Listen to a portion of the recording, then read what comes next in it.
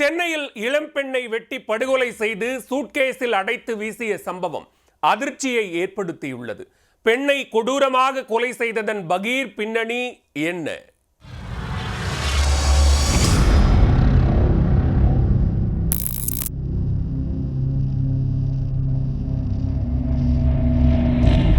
Chennai OMR சாலை துறைப்பாக்கத்தை அடுத்த மேட்டுக்குப்பம் குமரன்குடில் பிரதான சாலையில் சாலையோரமாக கேட்பாரற்று சூட்கேஸ் ஒன்று கிடந்துள்ளது.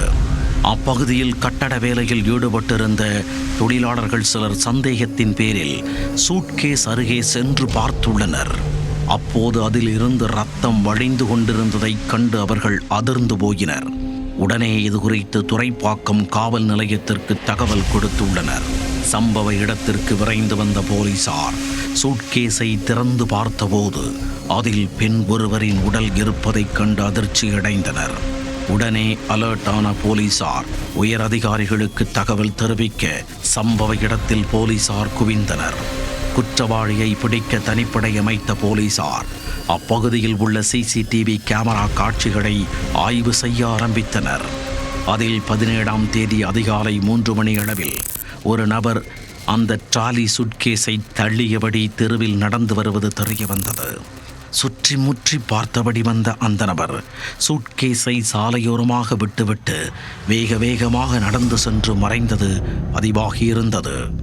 அந்த வீடியோ காட்சிகளை வைத்து அப்பகுதியில் விசாரணை நடத்திய போலீசாருக்கு பார்த்தசாரதி நகர் 4வது தெருவில் உள்ள வீடு ஒன்றில் குற்றவாளி பதுங்கியிருக்கும் தகவல் கிடைத்தது.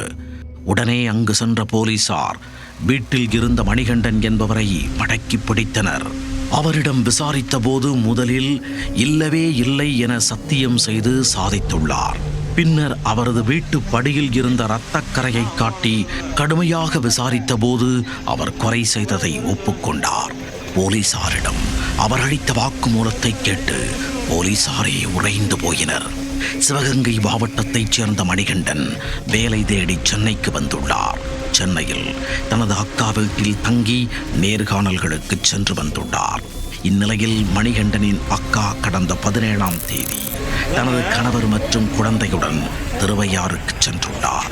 வீட்டில் யாரும் இல்லாத நேரத்தை பயன்படுத்திக் கொள்ள நினைத்த மணிகண்டன் ஒரு பெண்ணுடன் உல்லாசமாக இருக்க முடிவு செய்திருக்கிறார்.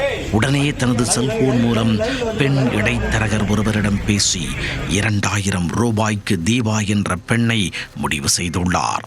17ஆம் தேதி இரவு 8:30 மணிக்கு தீபா மணிகண்டன் வீட்டிற்கு வருவார் என பெண் இடைத்தரகர் கூறியுள்ளார்.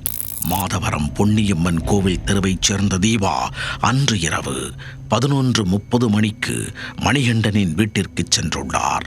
அன்று இரவு மணிகண்டனுடன் உல்லாசமாக இருந்த நிலையில் மறுநாள் 18ஆம் தேதி அதிகாலை 2 மணிக்கெல்லாம் தீபாவிடம் 2000 ரூபாயை கொடுத்து கிளம்புமாறு அவசரப்படுத்தி உள்ளார் மணிகண்டன்.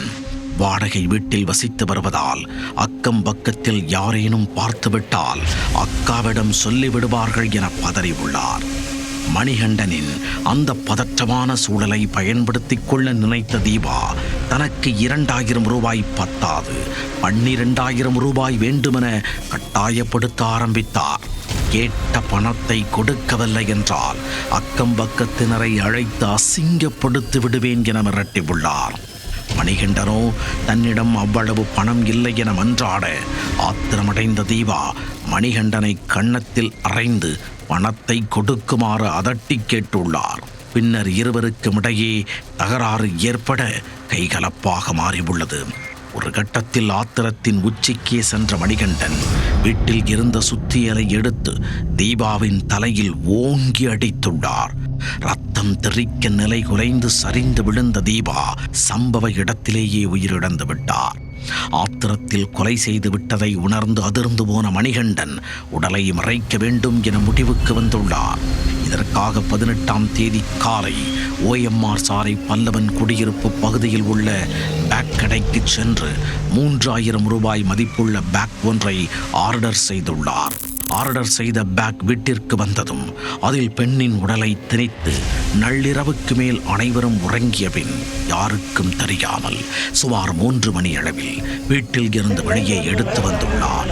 ஆள் நடமாட்டம் இல்லாத தெருவில் அந்த சூட்கேஸை உருட்டிச் சென்ற மணிகண்டன் சுமார் 150 மீட்டர் தூரத்தில் குமரன்குடில் பிரதான சாலையில் ஒரு மின் கம்பத்திற்கு கீழ் சூட்கேஸை போட்டுவிட்டு வீடு திரும்பியுள்ளார்.